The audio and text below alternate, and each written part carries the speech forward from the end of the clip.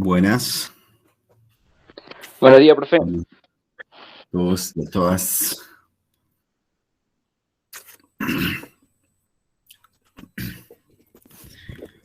Hola, buen día, ¿cómo están? Buenos días, profe.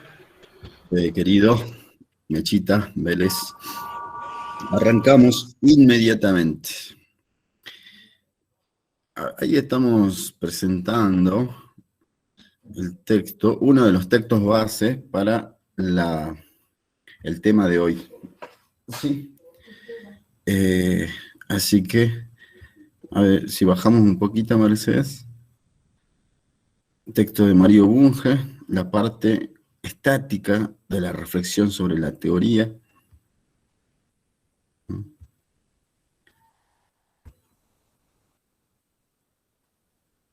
Tienen todos los...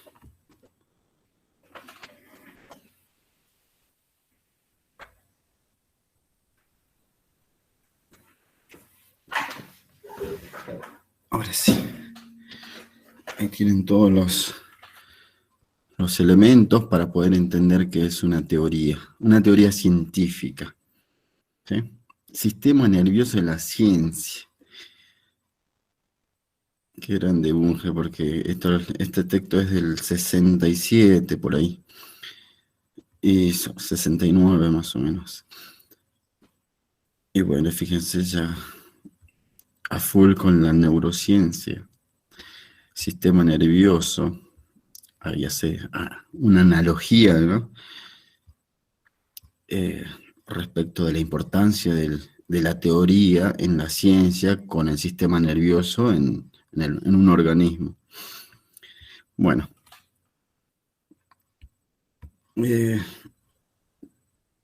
Así que este texto hay que desmenuzarlo.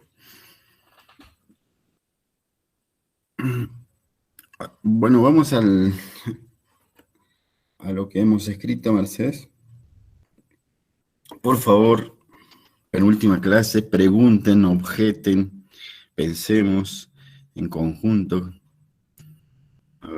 Planteemos posturas alternativas.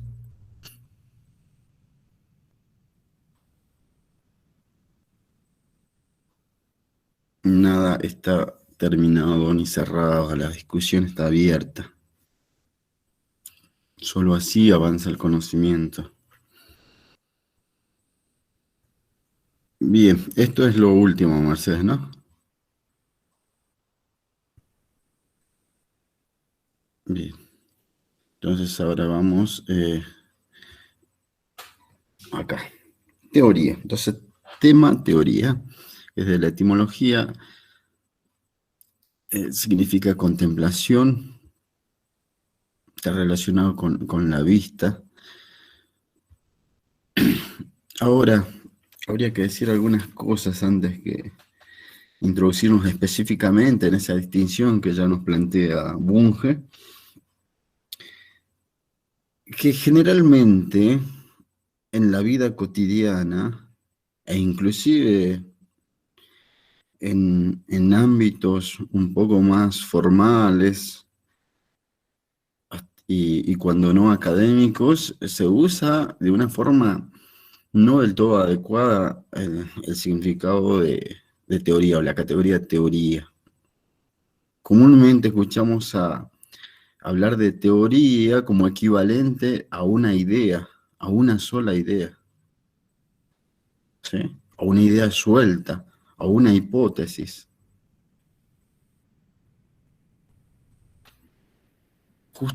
Justamente eso no es una teoría.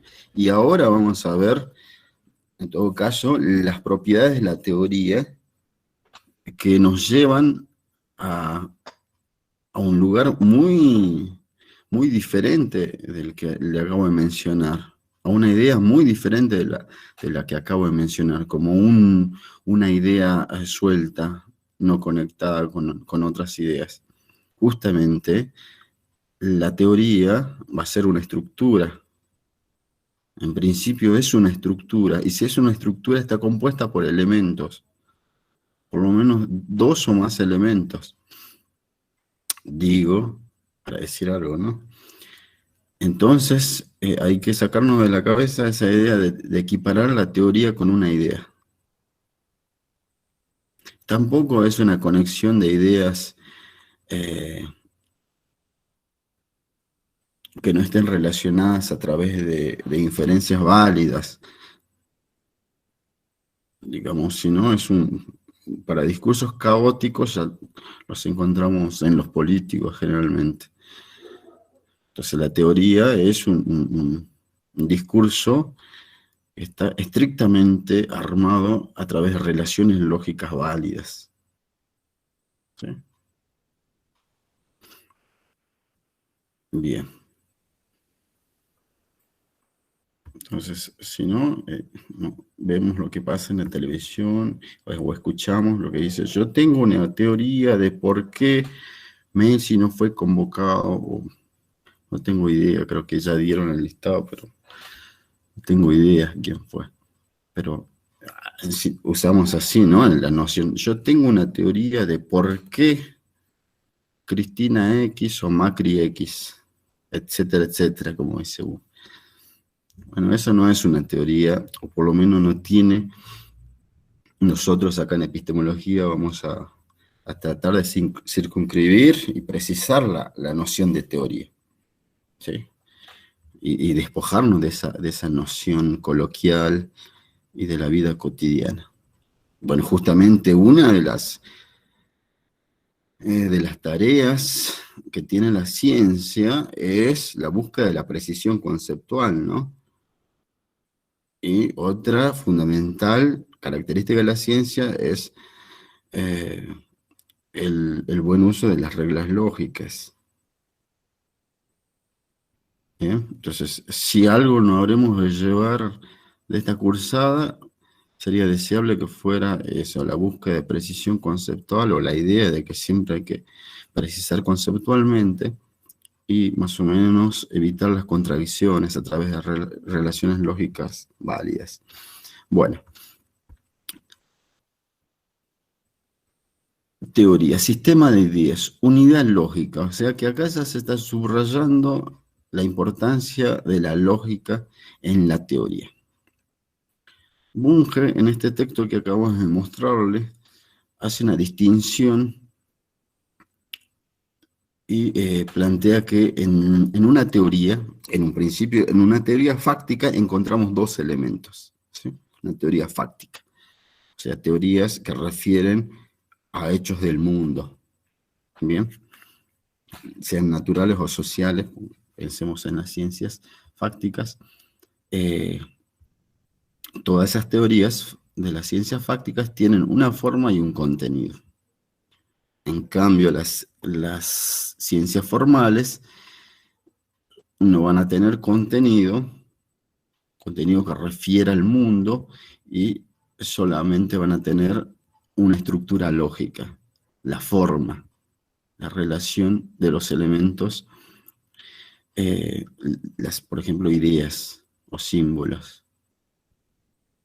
Bien, por eso les remarco. En el caso de las ciencias fácticas, entonces encontramos los dos elementos, tanto la parte lógica, el esqueleto lógico, como el contenido, la interpretación, la semántica. El contenido refiere al ámbito sobre el cual va a reflexionar una disciplina científica en particular. Bien, sean planetas, árboles, animales, humanos. Bien, entonces a eso refiere el contenido, a lo específico de cada disciplina. Sean átomos. Ahora bien, ¿cómo están unidos esos enunciados que refieren a un mundo, a los átomos, al aprendizaje, a las montañas? ¿Cómo están unidos? A través de relaciones lógicas. Entonces, la forma, acá, el primer elemento, la estructura lógica es la que va a permitir conectar esos enunciados que refieren a algún aspecto al mundo. ¿Sí? Es sencillo esta distinción por eso. Ahora, no vayamos a pensar que una ciencia fáctica, como lo son las naturales o las sociales, carecen de estructura lógica, ¿sí? Y que solamente las ciencias formales tienen estructura lógica y solamente las ciencias fácticas tienen contenido. No es así. Las ciencias fácticas tienen tanto contenido como forma. ¿Por qué? Porque las relaciones que se establecen entre los enunciados que refieren al mundo son relaciones lógicas.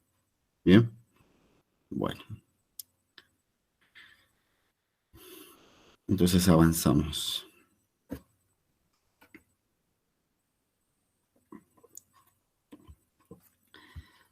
¿Qué es lo que se persigue con la teorización? ¿Para qué la teorización? Bueno, para muchas cosas. Por ejemplo, para sistematizar el conocimiento. Bueno, entonces una de las características que nos da la teorización, uno de los rasgos, es la conexión de los elementos que conforman un cuerpo teórico y de esta manera evitar contradicciones. Sistematizar implica, bueno, coordinar, ¿sí? Coordinar y jerarquizar, voy a decirlo así, muy toscamente, jerarquizar los conocimientos.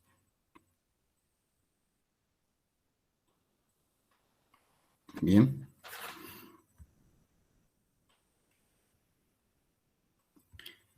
Igual más adelante vamos a dar un ejemplo a qué nos referimos con las relaciones lógicas en el campo de la ciencia. Bueno, explicar los hechos es otra de las cosas que nos permite la teorización, en tanto cuando se construyen edificios teóricos, nosotros en base a esas construcciones vamos a poder explicar los hechos del mundo, en el caso de las ciencias fácticas.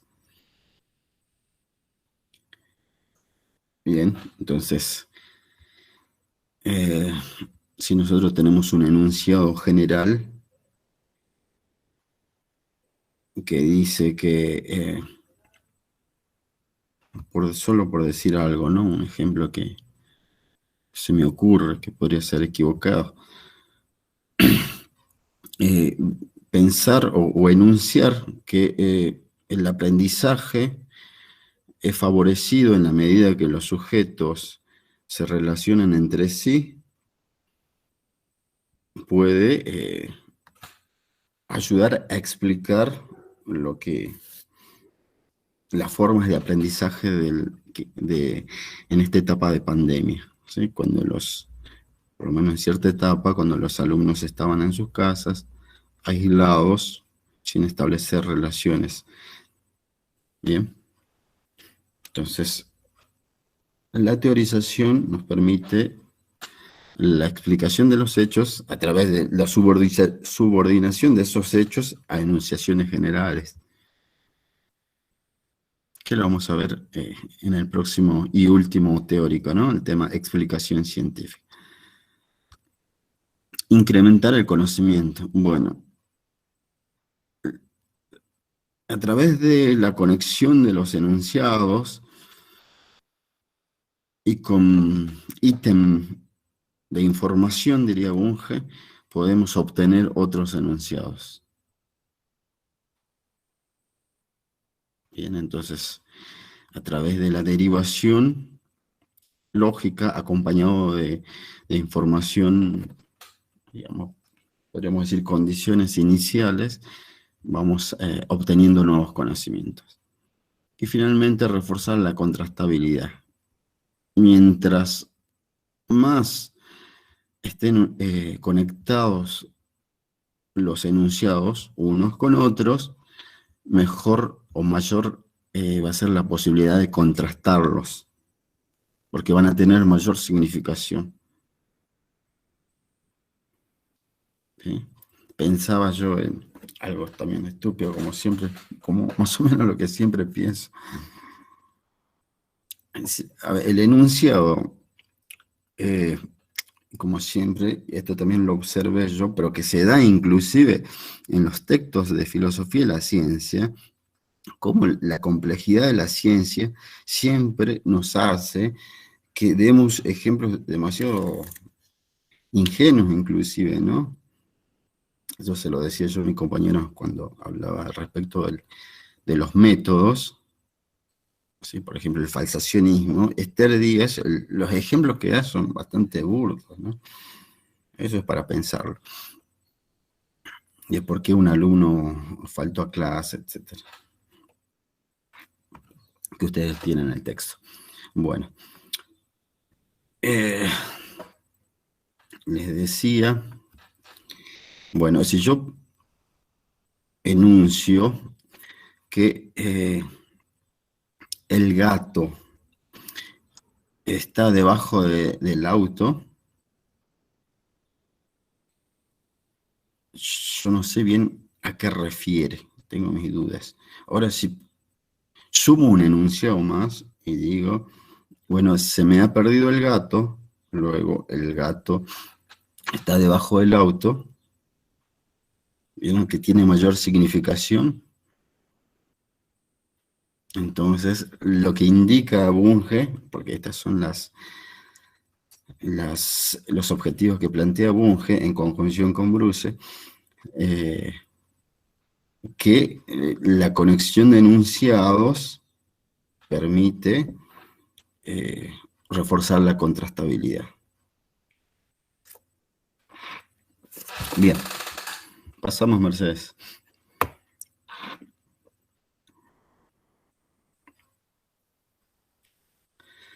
Bueno, acá ustedes mañana van a trabajar con los compañeros y compañeras de las comisiones de trabajos prácticos con el texto de Klimovsky sobre Darwin. Bien, yo los quise traer este gráfico que lo encontramos en el texto de Klimovsky, solo para ponerle contenido a esta clase teórica. ¿Sí? Este sería un ejemplo de teorización, aunque de teorización, diríamos que de un nivel bajo o nivel medio, no de alta teorización. Bien, entonces ahí nosotros vemos cómo la hipótesis 1, una, hipótesis 2, se conjugan para derivar, para inferir, y funcionan como antecedentes de la hipótesis 4, que es la lucha por la existencia. ¿Bien? O sea que hipótesis 1 e hipótesis 2 hacen de antecedente para obtener este consecuente que sería la lucha por la existencia.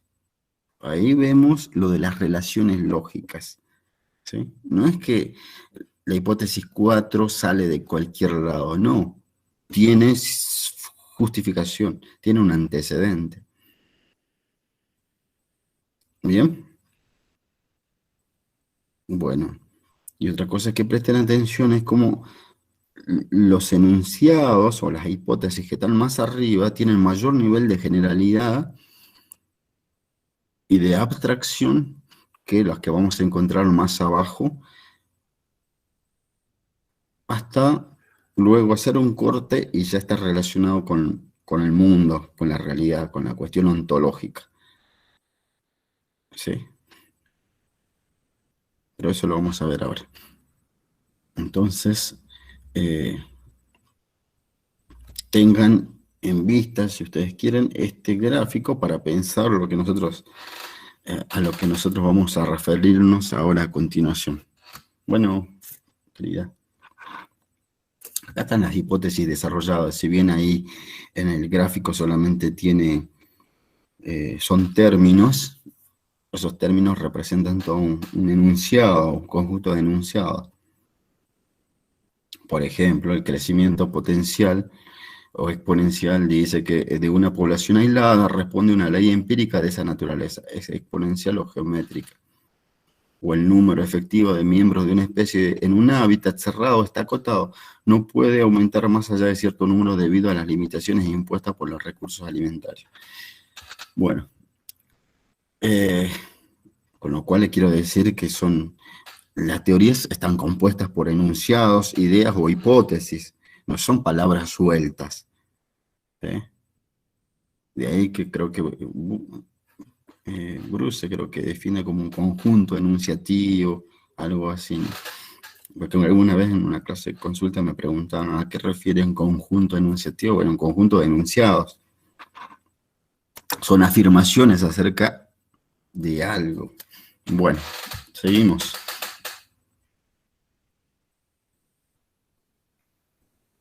Estructura de la teoría.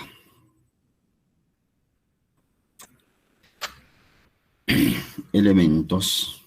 O sea, ¿cómo está compuesta una teoría? ¿Bien? ¿Qué elementos encontramos adentro de una teoría? Vamos a encontrar, por un lado, términos, por otro lado, enunciados, luego reglas y pruebas. ¿Sí? Son los términos, los elementos que vamos a encontrar en una teoría científica.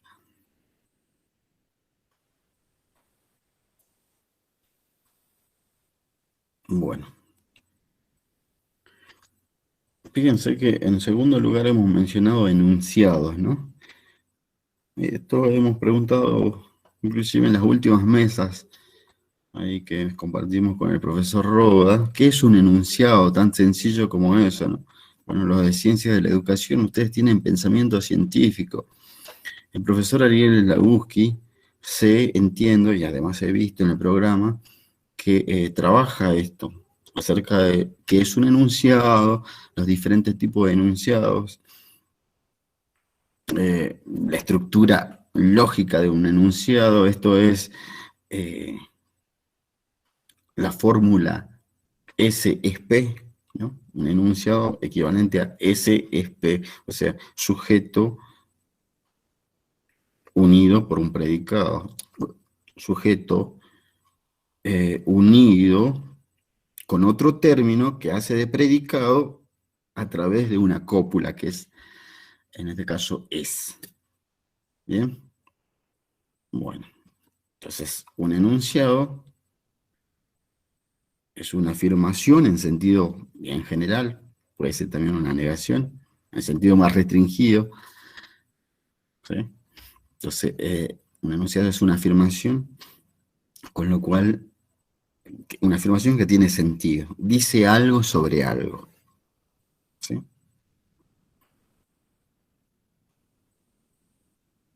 Y tiene la posibilidad de ser verdadero o falso. Un enunciado, ¿no? Pero, repetimos, al decir algo sobre algo, al predicar, necesariamente vamos a hacer uso de términos. O sea que un enunciado está compuesto por términos, pero esos términos están relacionados unos con otros, comparten una unidad semántica, diríamos, porque están refiriendo a algún aspecto del mundo, en el caso de los enunciados fácticos. ¿Sí? Entonces, un enunciado está compuesto por términos. Con lo cual, es conveniente entonces arrancar por indagar qué es un término. Dentro de una teoría entonces vamos a encontrar términos que en conjunción unos con otros van a conformar enunciados, y a su vez los enunciados en conjunción con otros, ¿sí? La relación de enunciados van a conformar teorías, la teoría. Entonces ahí vemos cómo un elemento contiene a otro y a su vez este a otro. Bueno, los términos refieren a clases lógicas.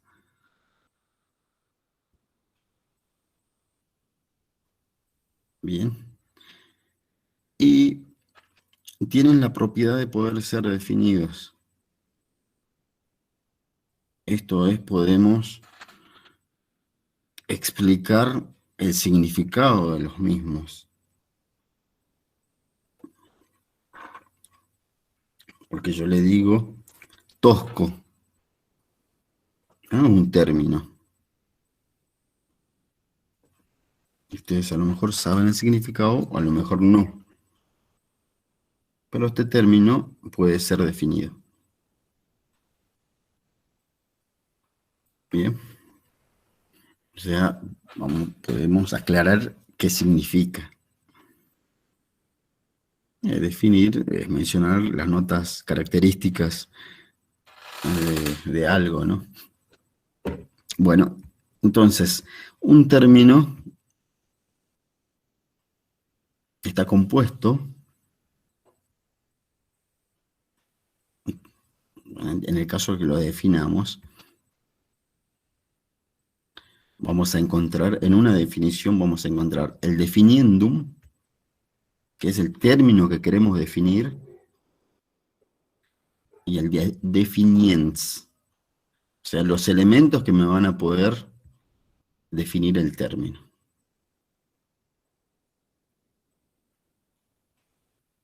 Definiendum va a ser quien recibe la acción de definir, ¿sí?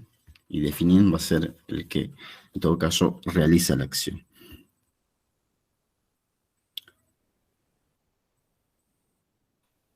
Bien. Bueno, este es el esquema que encontramos en un diccionario.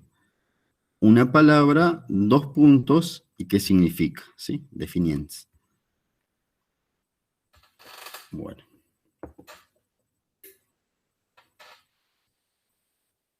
Ahora bien. En una teoría, en la ciencia en general y en la teoría científica en particular, encontramos 2 tipos de términos: primitivos o no definidos y definidos. Ahora, antes de plantear la distinción, hay que mencionar el problema que nos encontramos al querer definir la totalidad de los términos. Cuando se quiere definir la totalidad de los términos, caemos en 2 problemas que acá no los puse, que debía haberlos puesto. En 2 problemas lógicos que son la regresión al infinito, o caemos en el otro problema lógico que es la circularidad o el círculo vicioso. Entonces, cuando nosotros vamos a poner, o vamos a pensar que quiero definir un término. Entonces lo tengo que ubicar acá en el definiendum. Para definir ese término, voy a usar otros términos. Bien, uso otros términos. Ahora, esos otros términos que he usado quedan sin definir. Entonces, lo que tendría que hacer es definir nuevamente, definir ahora, en este caso, estos otros términos. Bien. ¿Y cómo voy a definir? ¿En base a qué? Bueno, sí o sí tengo que usar otros términos. Bien. Y de esta manera me voy yendo hacia atrás, porque debo definir los términos que uso, a su vez, para definir, y caigo en una regresión al infinito.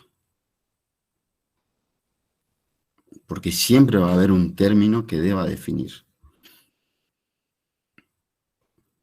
Entonces, si en el caso de que yo en algún momento corte las definiciones, ese proceso, esa regresión, de una forma bien perspicaz, los filósofos sostienen que todo el procedimiento queda invalidado, porque si no definimos el último término que nos permitió definir el anterior, entonces tampoco quedó definido satisfactoriamente el anterior, y así, entonces se invalida todo el proceso, si cortamos la línea de definición. Ante este problema, ¿cuál es la alternativa o cuál podría ser la alternativa? El cerrar la regresión a través de un círculo. Es usar un término que ya habíamos mencionado. Con lo cual se cierra el círculo, pero caemos en un círculo vicioso. Porque justamente va a haber algo que no queda definido.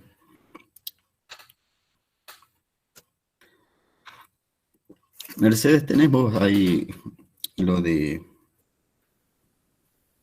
Aguado, creo que se llama?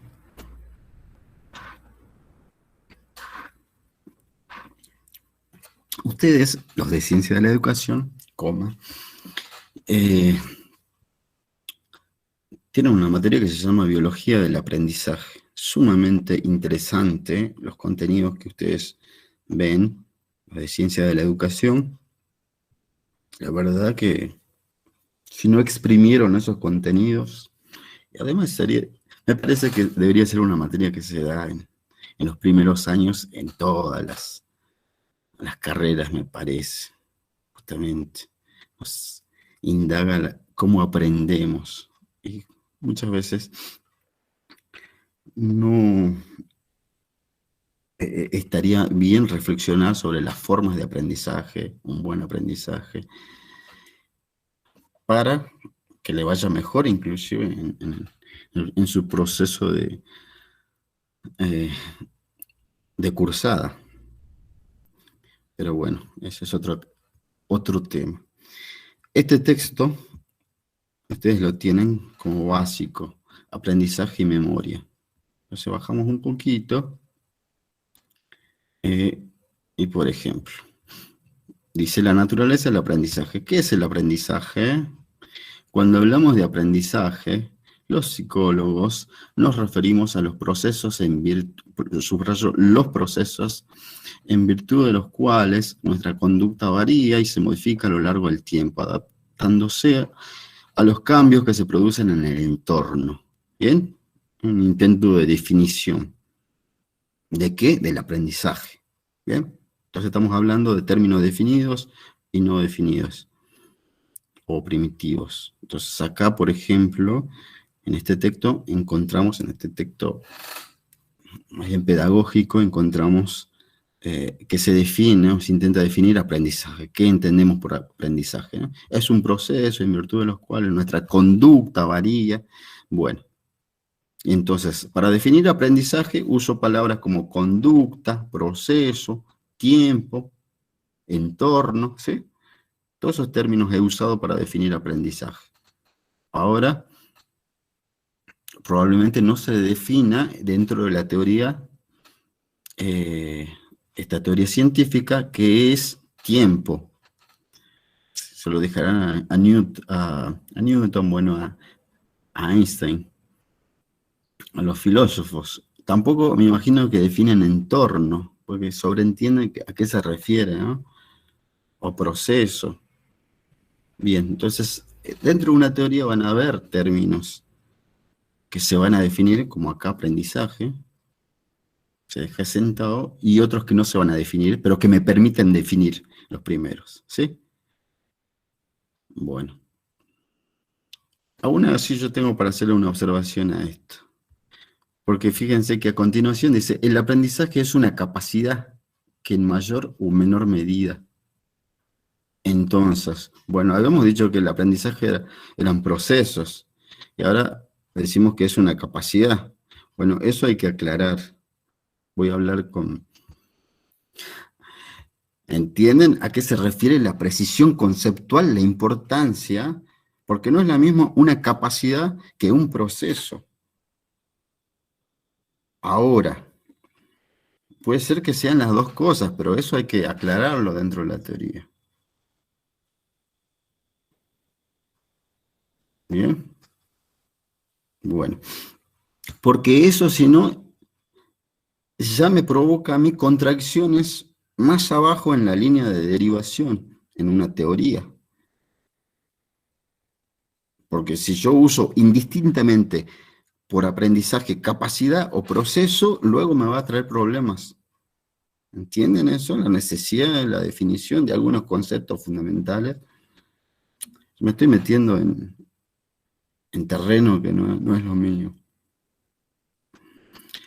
Pero desde la cuestión lógica podemos hacer esa observación.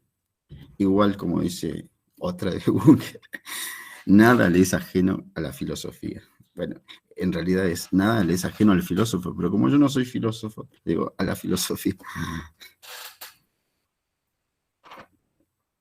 Porque dice que una vez le habían invitado a participar de un congreso de medio ambiente a Bunge en Europa, creo que era.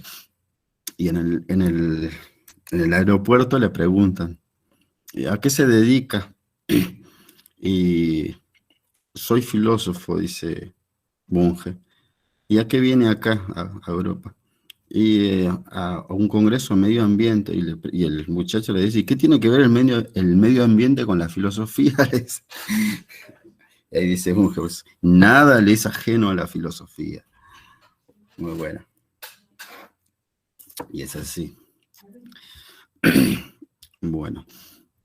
Entonces, ahí ustedes ya fácticamente pueden ver, digamos, a través de su propia disciplina, esto de a qué refiere los términos definidos o no definidos. ¿Sí?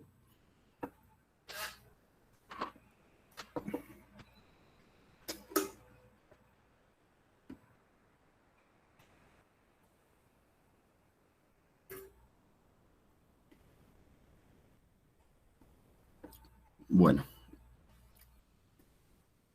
Dentro de una teoría, entonces de una teoría científica, no vamos a definir la totalidad de los términos. Eso es claro. No vamos a definirlo. Algunos van a quedar como términos primitivos y otros sí se van a definir. ¿Cuáles se van a definir? A través de un criterio pragmático se van a definir aquellos que son neurales dentro de la teoría, que son centrales, ¿sí? Desde luego, dentro de una teoría del aprendizaje, aprendizaje se va a definir, se debe definir. Y no se van a definir algunos que se entiendan que tienen un contenido que es compartido, que tienen un significado que se entiende, ¿sí? Por ejemplo, tiempo. Dentro de la teoría, ¿no? Dentro de la teoría van a haber términos primitivos que tienen un significado más o menos comprensible y que no traerían problemas. Ahora, el ejemplo es bueno que le acabo de decir, aprendizaje, necesariamente hay que precisar. Ese sí no podemos decir, bueno, se sobreentiende qué quiere decir aprendizaje. En una teoría del aprendizaje no se puede sobreentender qué es aprendizaje. Ahí sí hay que definir. En todo caso, podemos sobreentender otras cosas. Persona, bien, más o menos. Aceptamos todo que es una persona, todos. Sabemos que es una persona. Bueno. Luego, nos vamos a enunciados. Entonces, tenemos términos de dos tipos y tenemos enunciados, entonces, a su vez que están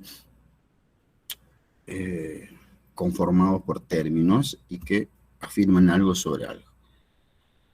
Estos enunciados hemos dicho que tienen la propiedad de ser verdaderos o falsos. Bueno, estos enunciados que encontramos dentro de una teoría no son otros que lo que hemos visto como leyes científicas en Bunge, ¿no? Si ustedes recuerdan, hemos distinguido 4 tipos de leyes científicas en Bunge.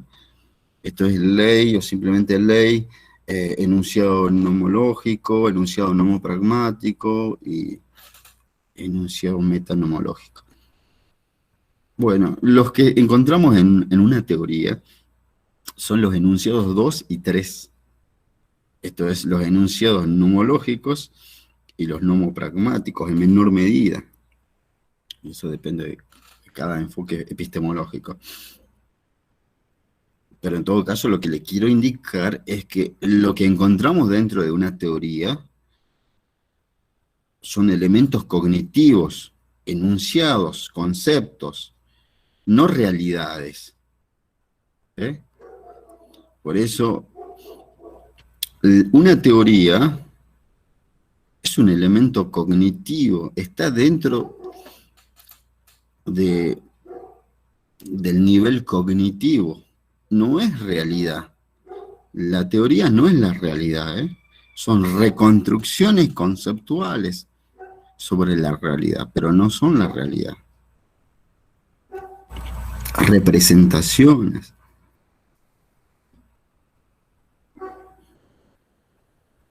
En ese sentido, si la teoría son reconstrucciones conceptuales, los enunciados también lo son.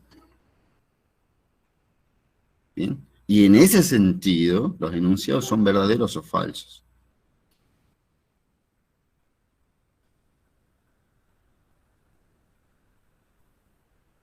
Porque la realidad no es ni verdadera ni falsa. ¿Sí?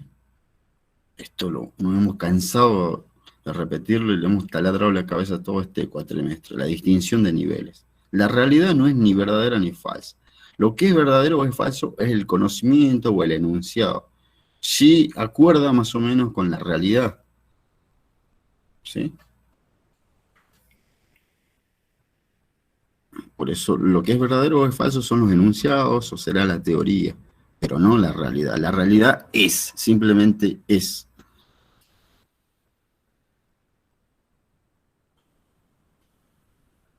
Bueno. De la misma forma, vamos a distinguir enunciados dentro de una teoría. Y lo vamos a hacer en función del estatus lógico que ocupa dentro de la estructura teórica. Vamos a decir que por un lado encontramos entonces axiomas y por otro lado teoremas.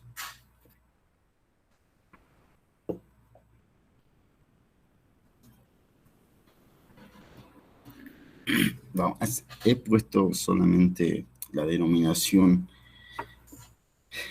más técnica que proviene de la matemática o de la geometría, pero los axiomas también pueden ser llamados hipótesis fundamentales, postulados, principios fundamentales, tienen esas otras denominaciones, ¿sí? Que son equivalentes. Repito, axiomas o hipótesis fundamentales, postulados, principios fundamentales.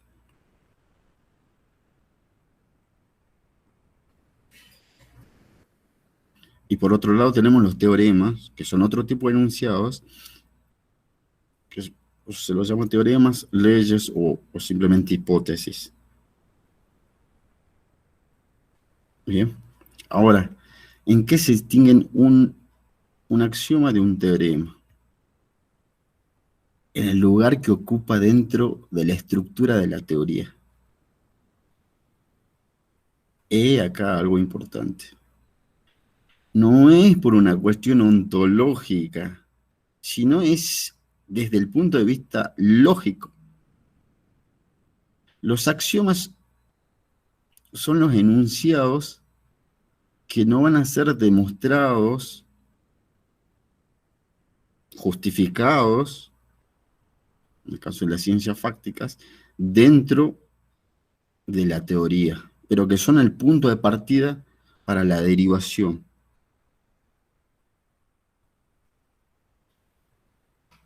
Bien, o sea que los axiomas no tienen antecedentes, no hay antecedentes de los cuales se desprendan.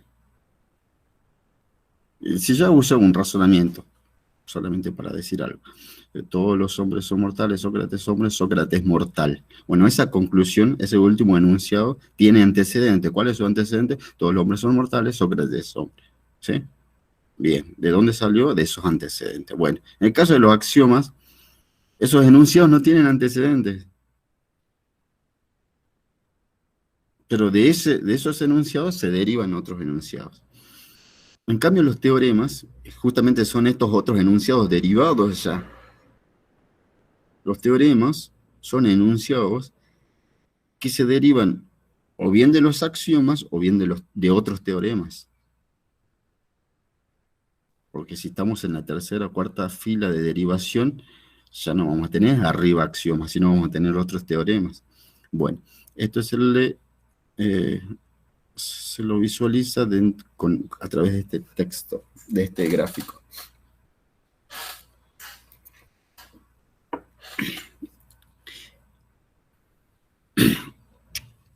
Entonces, la teoría es como un tejido, ¿sí? Un gran tejido. Dijimos que es una estructura, está compuesta por múltiples elementos, relacionados estos a través de relaciones lógicas. Bueno, vamos a pensar que este es el tejido.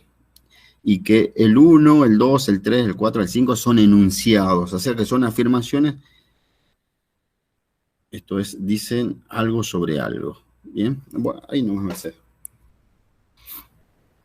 Bien. Esos primeros enunciados, el 1, el 2, el 3, el 4 y el 5, no tienen antecedentes. ¿Sí? En cambio, el 6, el 7, el 8, el 9, etcétera, sí tienen antecedentes. El antecedente, por ejemplo, de 10 es 2 y 3. ¿Sí? O sea, ¿cómo obtenemos 10? ¿Cómo obtenemos el enunciado 10? A través de la conjunción de 2 y de 3. De 2 y de 3 yo los conjugo y derivo 10. Con lo cual 10 tiene antecedentes. Con lo cual 10 es un teorema. Siendo que los teoremas son aquel tipo de enunciados que se derivan de otros, que se demuestran dentro de una teoría. Bien, entonces, de 6 al 15 y de 16 al 35 son todos enunciados derivados.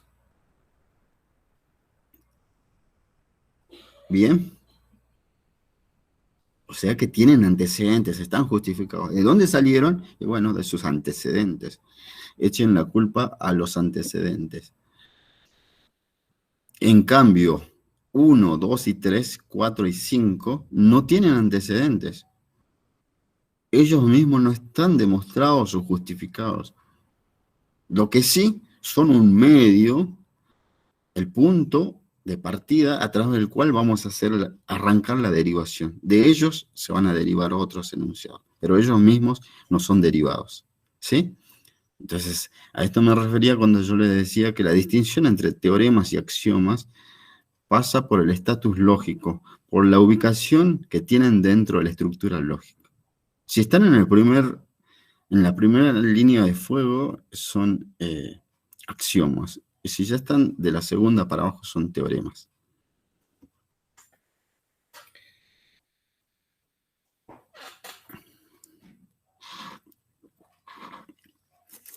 Ahora bien,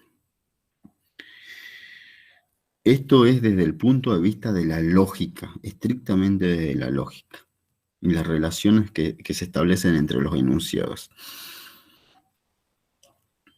¿Sí? Si nosotros seguiríamos derivando, de hecho, una teoría mucho más compleja que esto, sigue la derivación, va a haber un punto en donde ya nos acercamos más a la realidad, al nivel ontológico. Bien, entonces 1, 2, 3, 4 y 5 que son axiomas o hacen de axiomas en esta teoría, son los enunciados más generales y más abstractos dentro de la teoría. Y a medida que vamos derivando, vamos obteniendo enunciados menos generales y menos abstractos, cada vez menos, hasta acercarnos ya casi a la realidad, pero nunca nos vamos a acercar a la realidad. Siento que son dos elementos ontológicamente diferentes, la ciencia con la realidad, lo cognitivo con el mundo. Ahora, de que eso cognitivo va a tratar de representar la realidad es otra cosa, pero nunca va a haber una conexión, digamos, a nivel ontológico.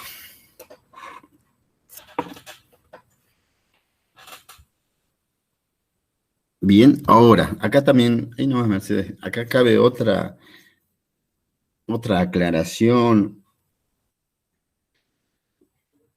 sobre las ciencias fácticas, porque le acabo de decir que esta sería la estructura lógica de una teoría y subrayo que los axiomas, los primeros enunciados, tienen mayor nivel de generalidad y de abstracción.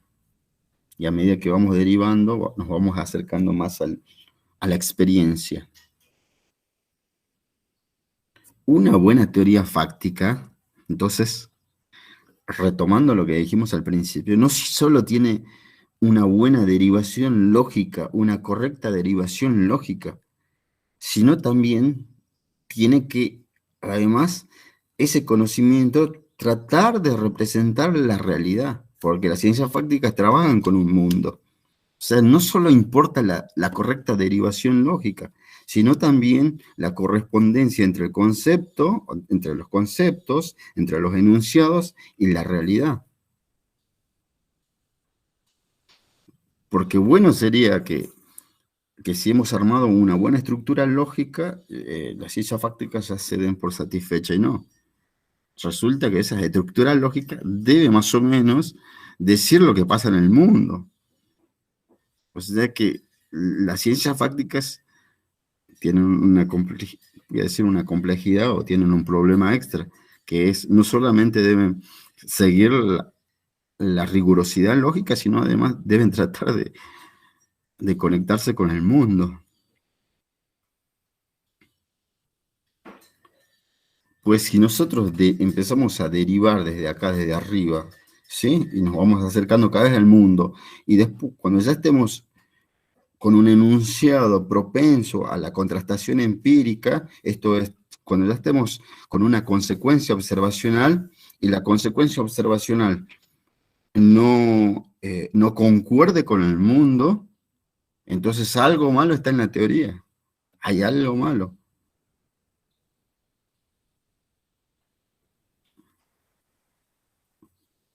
O sea que las ciencias fácticas no solamente deben, voy a decir, deben justificarse lógicamente, sino deben justificarse empíricamente.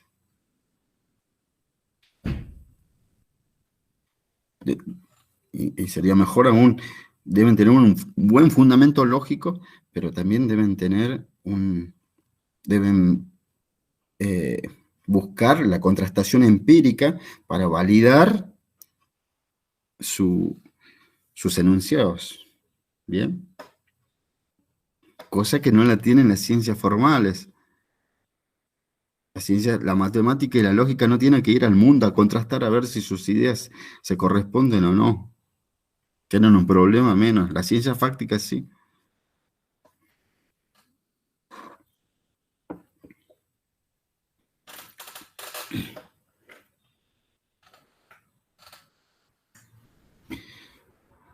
Bueno. ¿Qué más?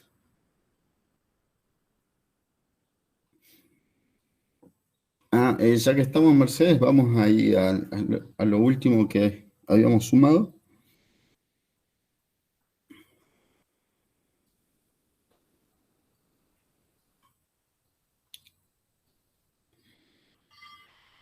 Fíjense, este enunciado que ya habíamos utilizado clases anteriores, ley de gravitación universal. Dos cuerpos se atraen con una fuerza directamente proporcional al producto de sus masas e inversamente proporcional al cuadrado de las distancias que las separa y está dirigida según la recta que une los cuerpos. Bien, este enunciado, desde luego que va a ocupar de los lugares más altos dentro de una teoría, ¿sí? Son enunciados nivel alto, tienen alto nivel de abstracción y de generalidad. Esto ni por cerca nos refiere al mundo, ¿no es cierto? Para decir algo, ¿no? Y acá se pueden empezar a derivar para acercarnos al mundo, pero esto está bastante alejado del mundo, este tipo de enunciados, y estos son los que más conforman una teoría. De hecho, hay una discusión de qué tipo de enunciados conforman una teoría. ¿Solamente los enunciados teóricos o también teóricos y observacionales y enunciados que puedan ser contrastados con la realidad? No cabe duda que en una teoría sí o sí tienen que haber enunciados teóricos. Ahora, la discusión es si a los otros los incluimos o no los incluimos. Ahora, dos cuerpos se atraen con una fuerza directamente proporcional al producto de sus masas. ¿Sí? El término masas es un término teórico. ¿Sí? No encontramos su correspondencia en la realidad.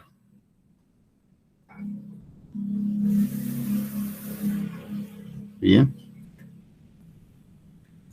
Cuerpos también es un término teórico.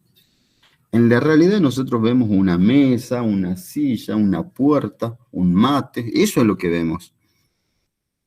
No vemos cuerpos. ¿Sí? Por eso digo, la forma de enunciar que tiene la ciencia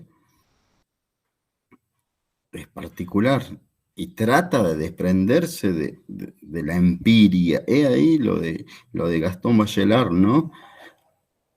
Cómo la ciencia rompe con lo cotidiano.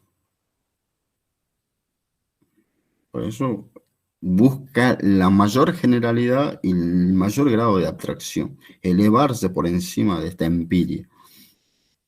¿Para qué? Porque en función de que los enunciados más generales me van a permitir a mí poder explicar acontecimientos individuales.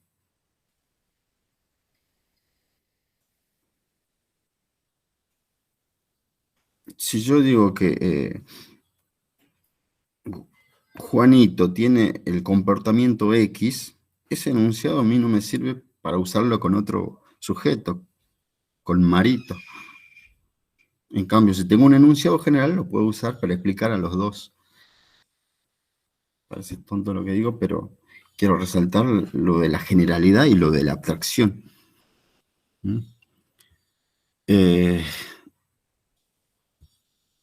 Los receptores sensoriales son estructuras nerviosas especializadas en la captación de los estímulos y su traducción a impulsos nerviosos. Como verán, ese es el lenguaje y la ciencia. ¿Vemos nosotros los receptores sensoriales? Para nada. ¿Sí? Bueno, estos enunciados los encontramos arriba, dentro de esa jerarquía. Por eso yo le decía, una teoría es como una jerarquía, ¿no? Entonces, hay enunciados que están más arriba y otros que están más abajo. Los que están más abajo son los que están más cerca de la experiencia, los que me permiten a mí contrastar esos enunciados que están más arriba.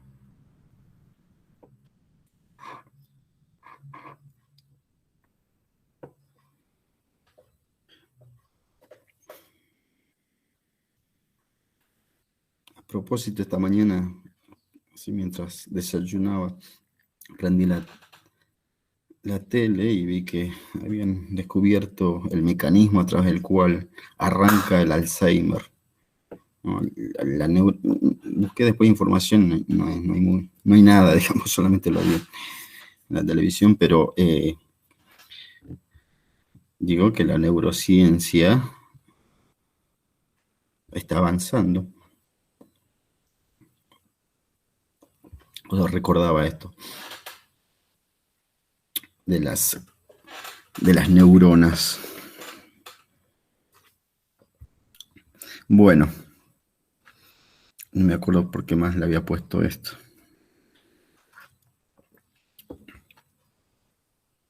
Bueno, ya me voy a acordar. ¿Volvemos, Mercedes?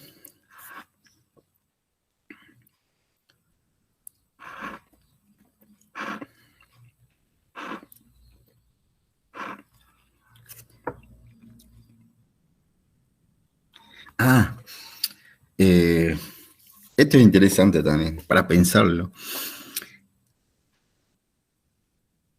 Porque aparte es una discusión epistemológica. ¿Cómo se construyen las teorías? Bien. Y cómo vamos pasando, cómo nos elevamos del mundo, de la experiencia inmediata y cotidiana, hasta la creación de esos edificios abstractos, generales, ¿sí? Bastante alejados de la realidad.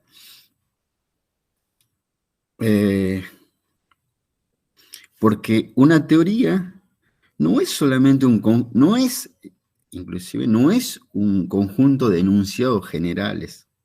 Porque los enunciados generales, bueno, tienen en mayor o en menor medida un mundo al cual se refieren, ¿sí? Por ejemplo, si yo digo todos los cuervos son negros, si bien es un enunciado general, tiene un referente empírico, ¿sí? Tiene un referente empírico. En cambio, los enunciados teóricos, que están compuestos por términos teóricos, no tienen algo empírico. Son creaciones.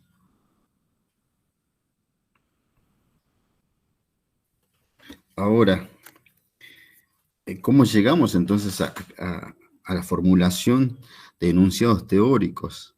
Uno podría pensar, bueno, de una forma inductivista, a medida que uno ve regularidades en el mundo, luego establece generalidades y cada vez va obteniendo mayor nivel de abstracción.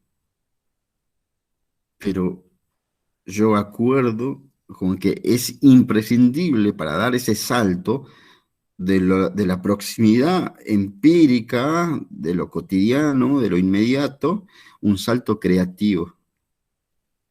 Sí o sí. Y eso no está bien en los humanos, ¿no? Eso, porque la computadora, si no, luego no nos podría superar. Porque piensen esto. Siempre se cuenta la anécdota de Newton, ¿no? La caída de la manzana. Bueno, uno puede ver muchos objetos que le caen, pero por más manzanas, Mercedes, ¿estás ahí? Por más lo de Newton, poneme, por favor. Por más manzanas que veamos que se nos cae en la cabeza, jamás se nos va a ocurrir plantear esto. Jamás de los jamases. ¿Sí? Este es un salto creativo, la creación de enunciados teóricos. ¿Sí? Dos cuerpos se atraen con una fuerza directamente proporcional al producto de la masa, inversamente proporcional al cuadrado de su distancia que la separa. A ver, vean la manzana y a ver si subyace ahí esta ley. Cómo cae la manzana. Es imposible. Acá que plantean por eso muchos epistemólogos que es necesario dar un salto de esta empiria a otro nivel.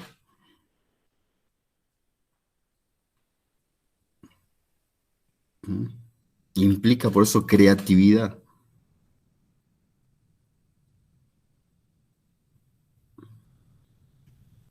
Y abstraer.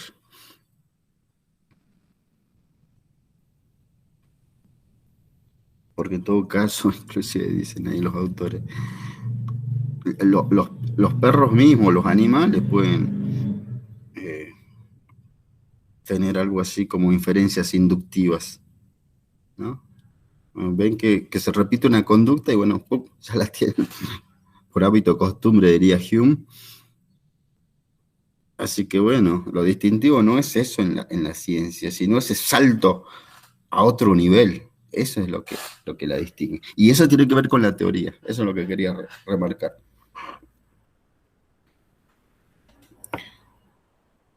Bueno, seguimos entonces, Mercedes, con lo otro.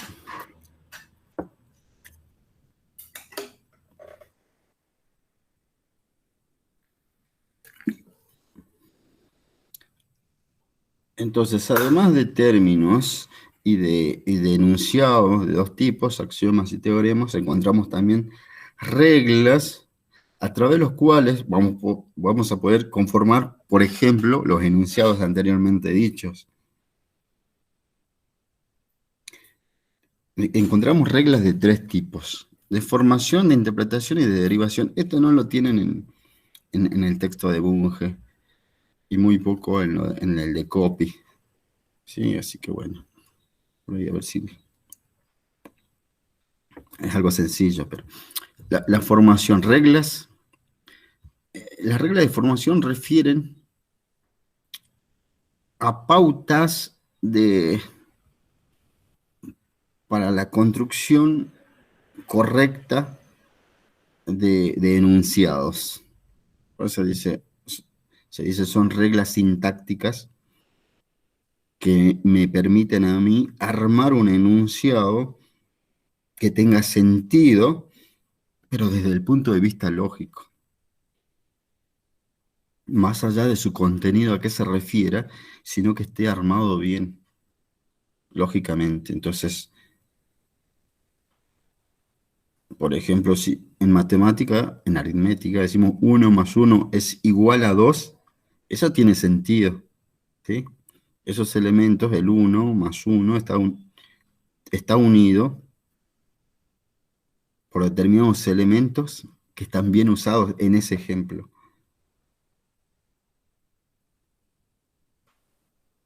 Entonces yo no podría decir más 1 es igual a 2. Eso está mal armado.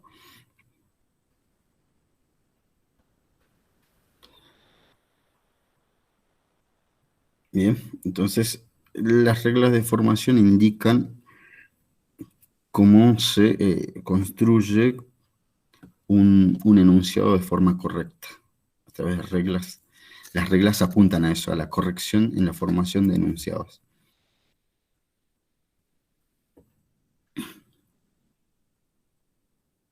Y la de interpretación refieren a la cuestión semántica. Son reglas que me permiten leer los símbolos dentro de una teoría, dentro de la ciencia.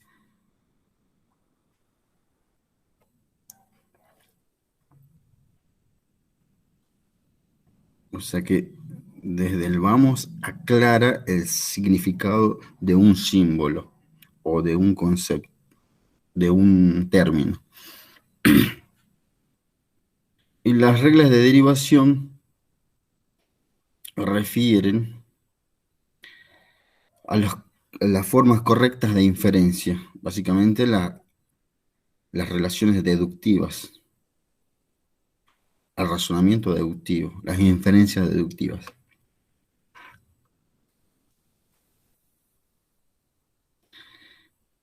Y finalmente encontramos pruebas.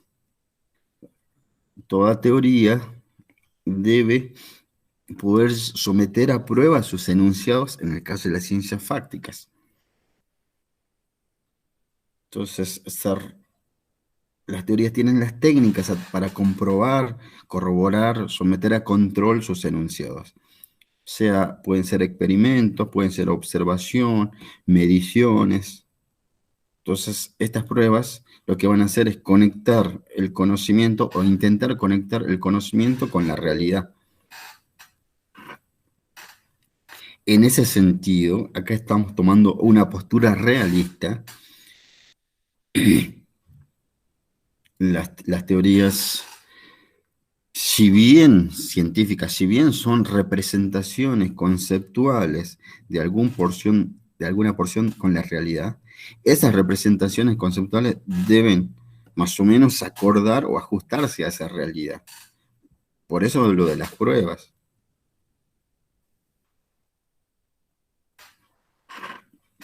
Entonces, ahí subyace la noción de verdad, de importancia. Les digo por la posición de Kuhn, ¿no? Sobre la cuestión de la verdad y sobre la contrastación.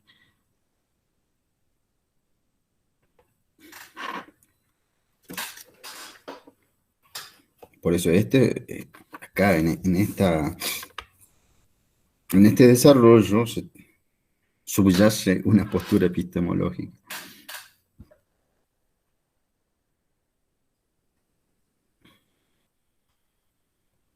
Y algo también que habría que decir, que las teorías, como hemos dicho, son representaciones conceptuales o representaciones simbólicas sobre la realidad.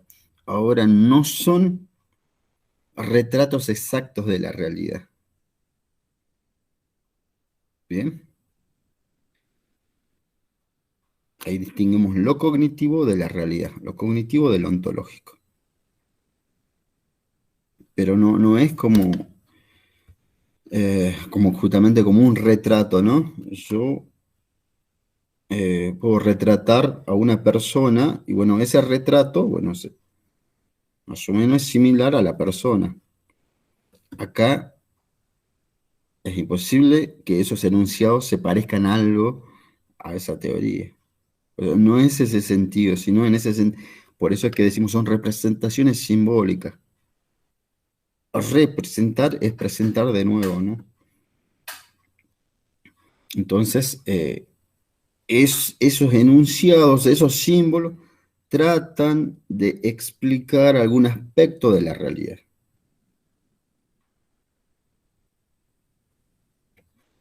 Entonces está la postura realista, o sea que hay un mundo externo con el cual ese conocimiento más o menos debe acordar, Bruce dice, debe ajustarse más o menos, pero en todo caso, las teorías, los enunciados siempre van a seguir siendo conocimiento, van a estar dentro del nivel cognitivo. Bien, seguimos, Mercedes.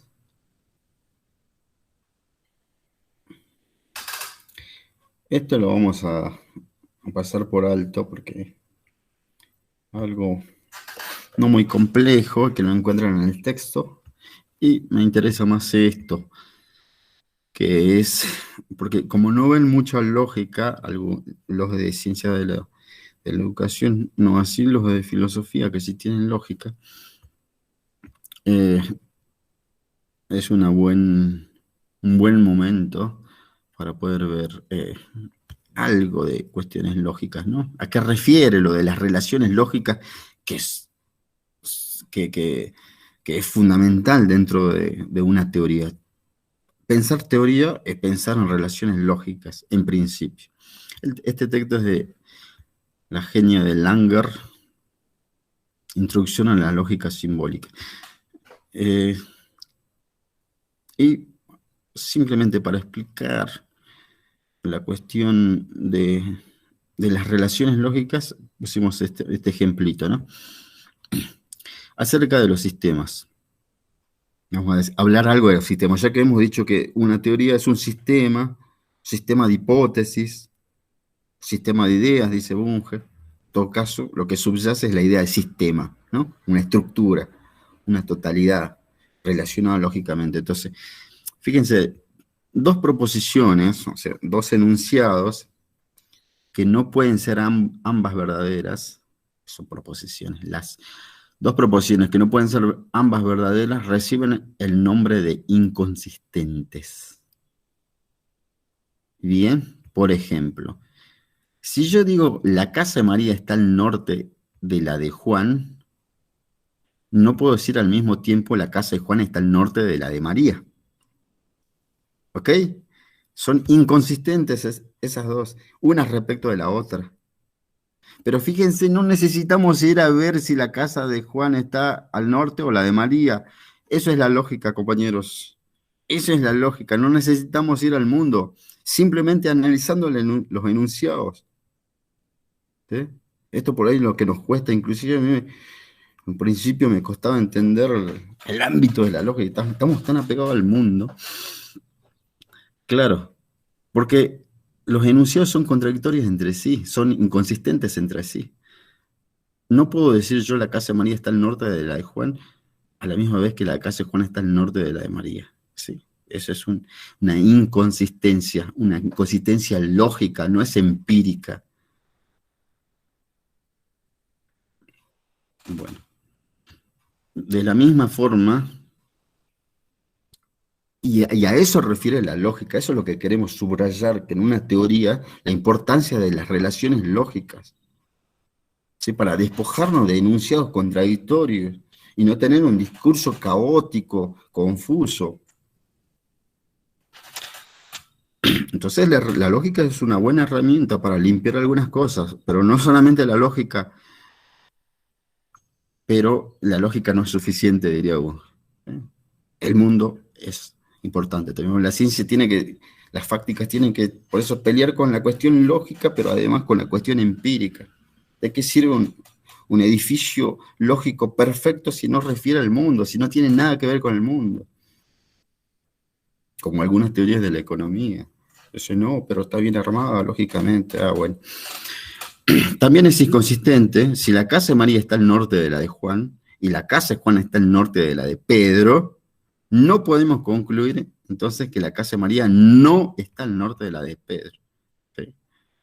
Ahí también, analizando lógicamente, pensando a través de las relaciones lógicas, ya puedo decir que es inconsistente esa conclusión respecto a sus antecedentes. Bien, seguimos, Marcelo.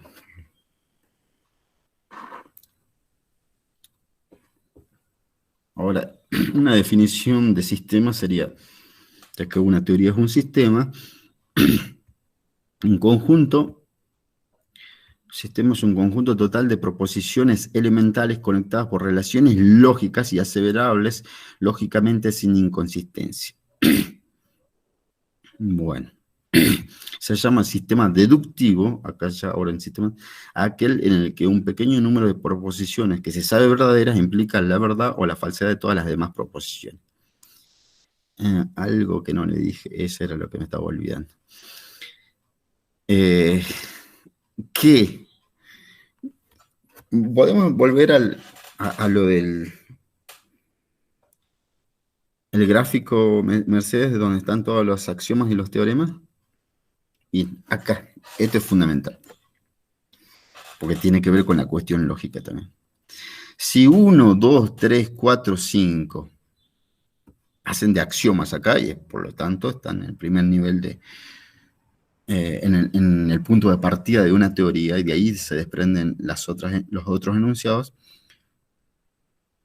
los científicos suponen que 1, 2, 3, 4 y 5 son verdaderos.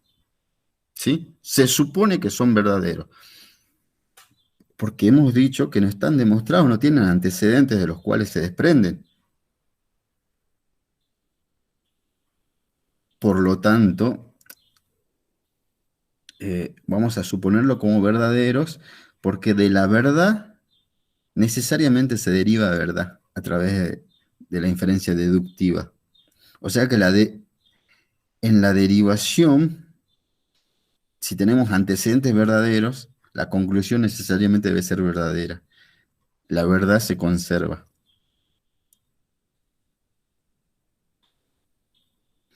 O sea que 10... No, mejor pongamos otro ejemplo. A ver, 21. ¿Sí? Ahí tenemos el enunciado 21. Si 8 y 9 son verdaderos, necesariamente 21 debe ser verdadero. ¿Sí? O sea, si 8 y 9 son enunciados verdaderos y la hacen de antecedente, 21 debe ser verdadero necesariamente, no puede ser falso. ¿Bien? O sea, se conserva la verdad. La verdad va de arriba hacia abajo, para decir una forma brusca. ¿Sí? La verdad va desde arriba hacia abajo, lógicamente. Si los antecedentes son verdaderos, el consecuente es verdadero. La conclusión es verdadera.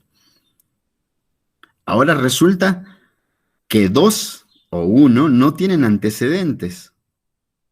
Con lo cual no podemos saber de su verdad o de su falsedad. O sea, no están justificados. Y por ello es que se supone que son verdaderos. Pero no podemos decir son verdaderos, porque no están demostrados. En cambio, 21 sí, está demostrado que es verdadero porque 8 y 9 son verdaderos. Pero uno no, pero se los supone verdaderos.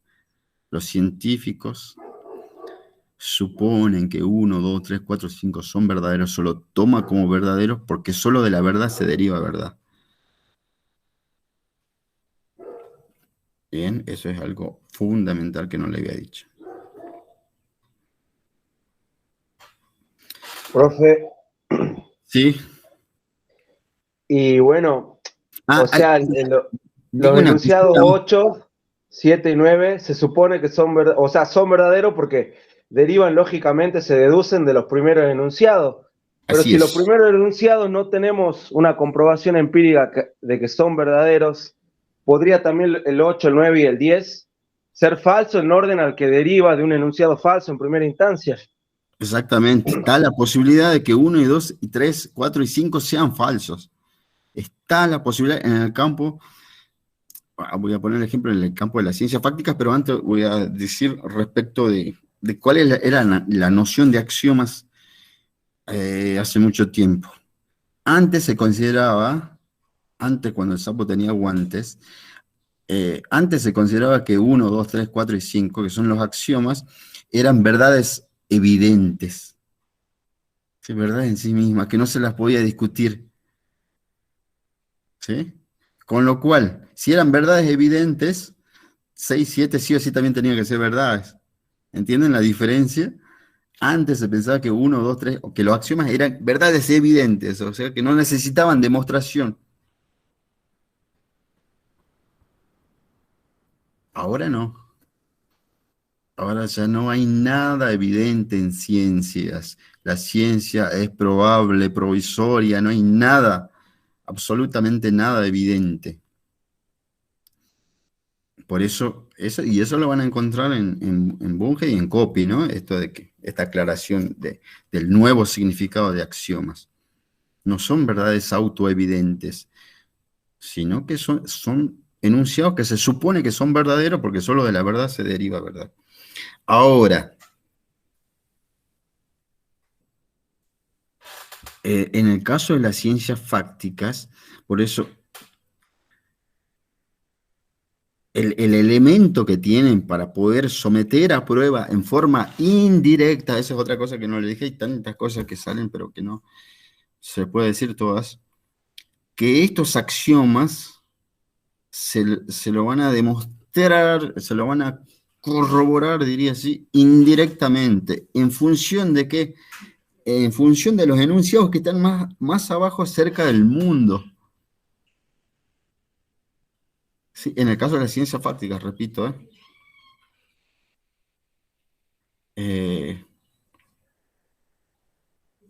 Entonces, los enunciados que están más abajo, por ejemplo, las consecuencias observacionales, estos enunciados que tienen la propiedad de poder ser contrastados con la realidad, si esos están, esto lo hemos visto en métodos, en el problema del método, si esos enunciados se corroboran con la experiencia, nunca se van a poder corroborar en la totalidad de los casos, hemos dicho muchas veces eso, pero medianamente se corroboran, y bueno, le da cierto fundamento a los enunciados que vienen de más arriba, e indirectamente se estaría fundamentando los enunciados primigenios, estos primeros. Sería como una corroboración indirecta, inversa, desde abajo. ¿Mm?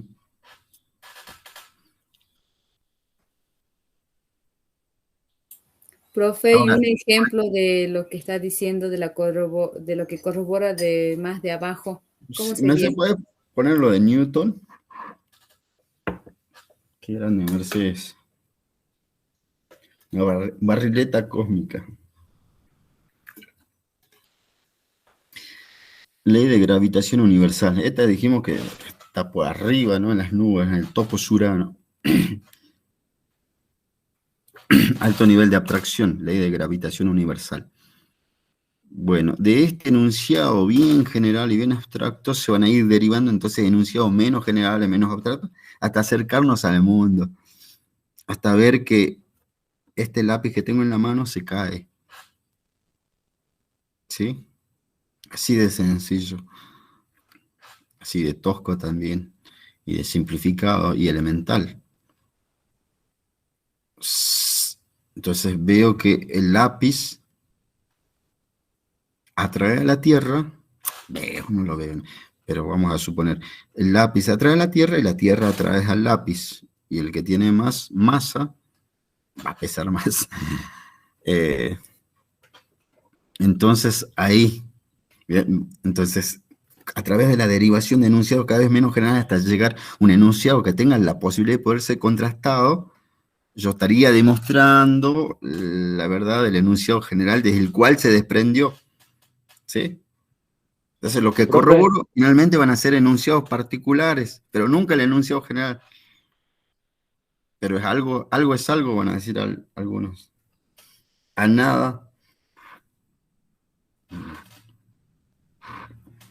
profe, yo por ahí, claro, yendo al enunciado general, uno lo ve hasta, no es lo mismo manejar una moto, manejar un auto que manejar un camión, la distancia de frenado, ahí está el volumen también de la masa, digamos, de los cuerpos, ¿no? Un camión necesita mucho más tiempo de frenado de una misma distancia, pongámosle 50 metros, va a frenar menos que un auto, va a frenar una moto, quizá tenga más facilidad para frenar. Bueno, ahí interviene la aerodinámica y muchas otras cosas, y también el tipo de freno, pero digamos, yo planteándome esto, lo que hace la ciencia moderna es teorizar el conocimiento que ya había, porque si no, ¿cómo los antiguos, los medievales, y yendo a las culturas más antiguas, hacían las construcciones que hacían si no tenían el conocimiento al menos de los particulares en física? Esto que decimos de dos cuerpos se atraen con una fuerza directamente proporcional al producto de su masa, porque tenían construcciones donde tenían en cuenta todas estas reglas, si no se hubieran caído con el paso del tiempo, nada más que no las tenían teorizadas, podría decir yo. Es complejo. O sea, ¿cómo están en pie las pirámides de Egipto o lo que permanece de la cultura griega todavía, la Acrópolis, no sé qué es lo que queda en pie, pero digo, tenían sus conocimientos, al menos inductivos, sobre estos temas. Sí, sí, no, eso no cabe duda, de que había conocimientos, no cabe duda. Luego, y sobre algunos aspectos, eso no cabe duda, que inclusive después han sido tomados por la ciencia, como las propiedades de las plantas medicinales, sí, sí.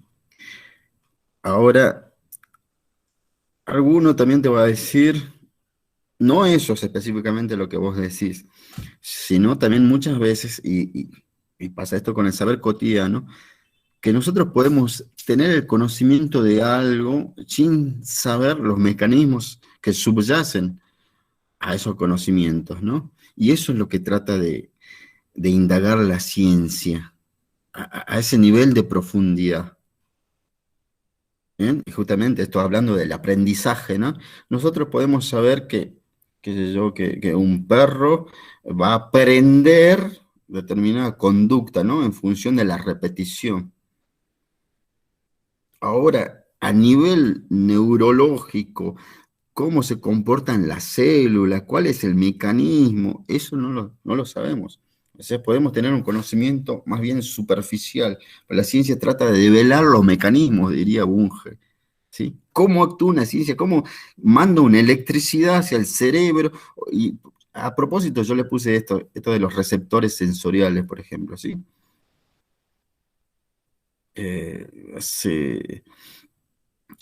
Hace 1000 años, de Edad Media, no se sabía que los receptores sensoriales son estructuras nerviosas especializadas en la captación de estímulos y en su traducción a impulsos nerviosos. Digamos, y esto la neurociencia experimenta, ¿no? Sobre esto, digamos, invalida alguna zona del cerebro y ahí se ve que no se produce determinada acción. Entonces, ese nivel es en el que trabaja la ciencia, por eso de develar los mecanismos.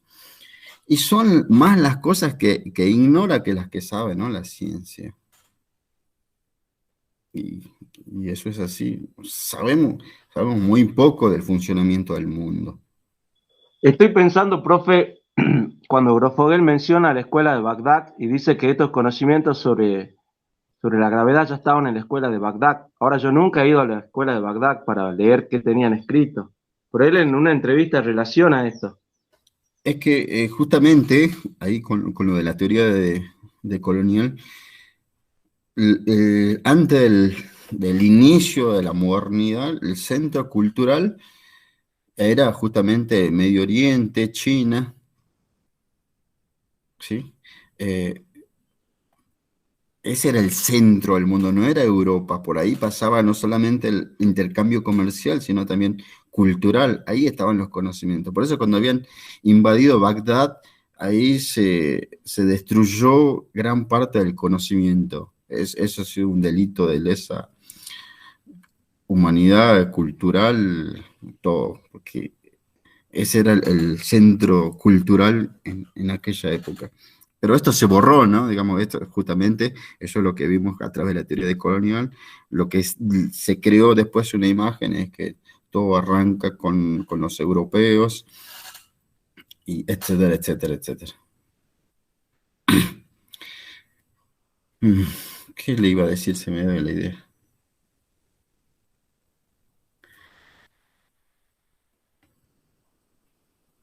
Bueno, ¿qué más tenemos, Mercedes? Estamos. Termino con lo de, bueno, la cuestión lógica. Fíjense, acá tenemos ejemplo de las reglas de interpretación. Ejemplo del sistema deductivo, ¿no? Pongamos un ejemplo de las relaciones lógicas que implica un sistema deductivo. Si nosotros inventamos un símbolo K, y vamos a decir que K significa casas, ¿sí? Y NT significa al norte de. La herradurita significa entonces, implicación, y la viborita significa negación. Fíjense que ahí estoy dando reglas de interpretación yo. Entonces le estoy diciendo, esto es lo que hace un rato le dije con las reglas de interpretación, le estoy diciendo que ustedes siempre que vean K tienen que leer casas, siempre que vean NT tienen que leer al norte de. Bien, esa es una regla de interpretación. Así hace la ciencia. Crea símbolos y después dice cómo hay que leerlos. Te da las reglas para interpretar ese lenguaje. Bueno, proposiciones que son verdaderas y que constituyen el punto de partida del sistema. Bueno, pongamos este ejemplo. Si yo, solo a partir de 3 enunciados, yo puedo derivar otros enunciados. ¿Sí? Por eso es que puedo desprender, derivar, llegar y arribar a nuevos conocimientos. Solo a través de relaciones lógicas, ni siquiera voy al mundo, por eso. Digo, si A está al norte de B, o sea, la casa A está al norte de B, ahí sería la correcta lectura. Si la casa A está al norte de la casa B y la casa B está al norte de la casa C, la casa C necesariamente tiene que. Y C, la casa C está al norte de D, ¿qué es lo que puedo inferir? Entonces yo tengo ahí 3 enunciados. De esos 3 enunciados yo derivo poniéndola en relación unos con otros, por eso piensan en esto de los axiomas, de los teoremas, cuando yo le digo de la conjunción de 1 y de 2 se deriva 3, qué sé yo. Bueno, entonces, partiendo de esos 3 enunciados, y si los tomo como verdadero, necesariamente debe ser verdadero que A está al norte de C. Eso ya es una derivación. Porque he conjugado que si A está al norte de B y B está al norte de C, sí o sí A tiene que estar al norte de C. ¿Sí? Bueno, si B está al norte de C y C está al norte de D, B tiene que estar al norte de D y así también obtenemos A hasta el norte de D. Entonces, solo de 3 enunciados ya hemos obtenido 3 más. Pero además podemos tener más enunciados a través de relaciones lógicas nada más. Cada una de estas proposiciones verdaderas implica que su conversa es falsa. O sea que si A está al norte de B, no puede ser que B está al norte de A. ¿Sí? De la misma manera, si B está al norte de C, no puede ser que C está al norte de B. Bueno, y ahí obtenemos más enunciados. O sea, ahí vamos tejiendo a través de relaciones lógicas un sistemita. Bueno, eso refiere la estructura lógica en una teoría. Quiere indicar que los enunciados están relacionados lógicamente, están conectados, están coordinados, y de esa forma se evita las contradicciones. Por eso la teoría no es un sistema caótico, sino un sistema ordenado. Bien. Listo. Listo. Creo que eso es todo nomás, ¿eh? Objeciones. Piensen entonces, cada vez que piensan en teorías, en esta de las relaciones lógicas, la importancia. Sistemas indica eso también.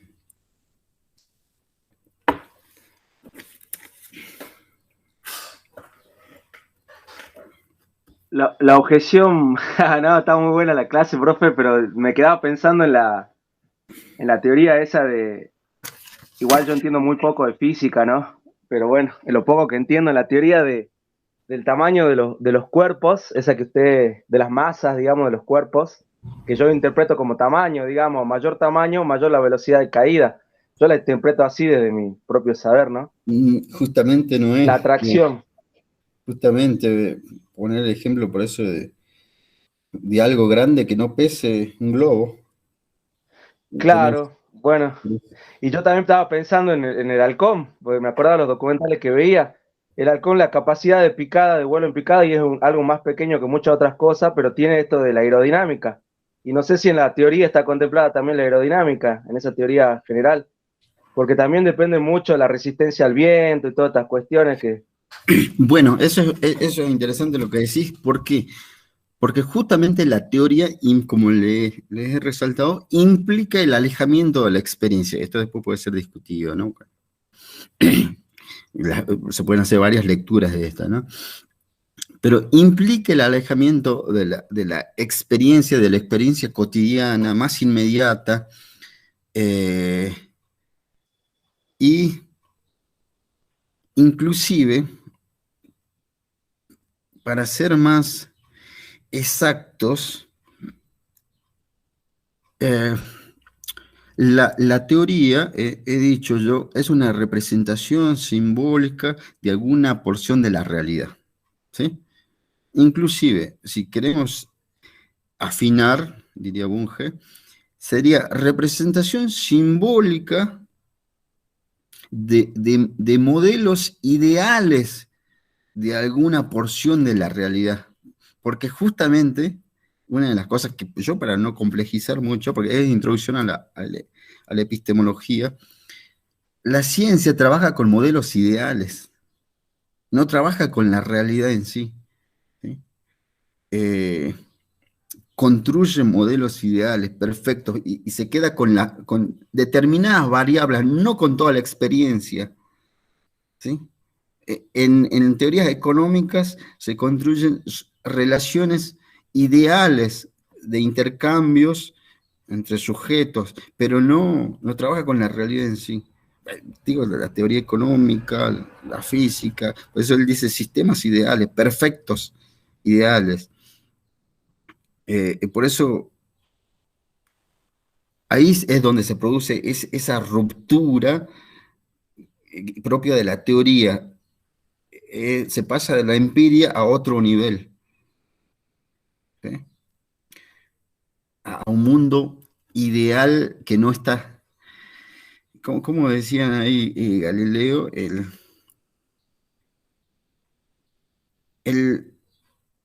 la bola esa que sobre la cual reflexiona Galileo no es una bola que está en el mundo empírico, es una bola perfecta. O cuando decimos que si nosotros liberamos un objeto, ¿sí? Este se va a mantener en la misma dirección y a la misma velocidad, pero eso es algo ideal. Porque en la vida real, si nosotros lanzamos una bola en una mesa de billar, por ejemplo, ya hay fricción, ¿sí? Ya el piso ya está rugoso, ya la detiene a la bola, ¿sí? ¿Entienden? Por eso la ciencia crea modelos ideales, donde la bola es perfecta, totalmente sin rigurosidades, el piso es perfecto, que no lo va a detener. Entonces, en ese mundo trabaja la ciencia. Por eso la complejidad. Ahora, después de ahí, yo alguna vez hice un trabajito, por un lado, esto, claro que permite ciertos descubrimientos, y por otro lado, lo malo es, pero esto es para discutirlo también, es cuando la ciencia se aleja demasiado de la realidad, ¿sí? Ya trabaja en un mundo totalmente abstracto, sobre todo yo pienso en las ciencias sociales, o lo había pensado para ese ámbito, pero es para pensar. En un mundo ideal, digo, digamos, desprendiéndose de todas las imperfecciones del mundo, de las relaciones de los humanos, que son totalmente imperfectas, digamos. Entonces, ¿cómo un cuerpo teórico, en la búsqueda de su abstracción, se puede alejar y finalmente no representar aquello que se supone que tiene que representar? Entonces, a eso yo me refería, que hace un rato, que lógicamente podemos construir un edificio perfecto. Ahora, el tema es que más o menos esto debe representarse en la realidad. Si la teoría dice una cosa y la realidad va por otro lado, eso es lo complicado. Bueno.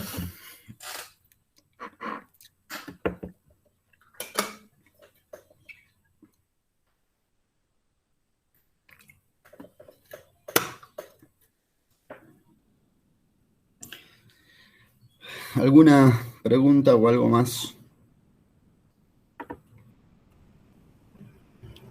Para pensarlo, ¿no? Seguir pensando. La verdad que se le abren un montón de preguntas e interrogantes a uno. Bueno,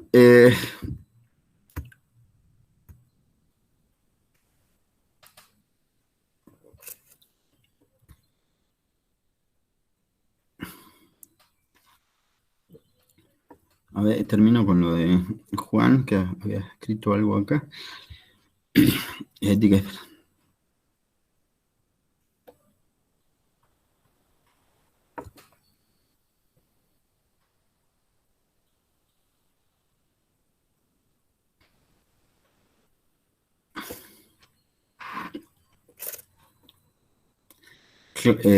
Claro, Juan, por eso digo, una cosa son el ámbito de las ciencias, por ejemplo, formales, donde no tienen mundo empírico y solamente es un constructo conceptual, sin nunca tener que contrastar con alguna empiria, y otra cosa es ya cuando son teorías que refieren al mundo.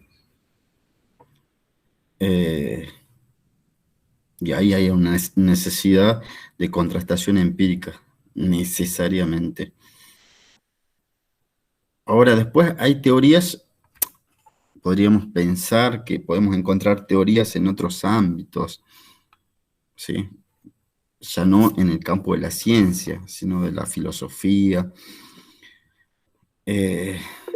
Algunos dirán, la teoría hablará de teoría en religión.